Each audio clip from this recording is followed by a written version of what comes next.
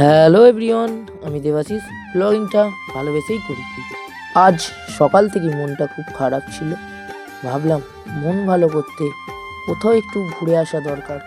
তাই আর দেরি না করে রওনা দিলাম উদয়নারায়ণপুরের উদ্দেশ্যে। প্রথমে চলে যাই উদয়নারায়ণপুর, তারপরে বকপোতা, তারপরে গন্তব্যস্থলের দিকে আস্তে আস্তে যাই। কোথায় বলুন তো? মা রাজবল্লভী মায়ের দর্শনে। পৌঁছে প্রথমেই ঢুকে পড়ি এক দোকানে। সেখানে মায়ের পুজোর সামগ্রী খুব সুন্দরভাবে আর অনেক কম দামে এখনো পর্যন্ত পাওয়া যাচ্ছে। পুজোর জিনিস কিনে নিই।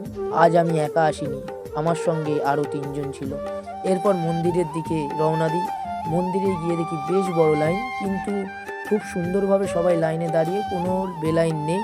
এই জিনিসটা আমার খুব ভালো লাগলো। তারপরে মায়ের দর্শন করি, মায়ের কাছে পুজো দিই।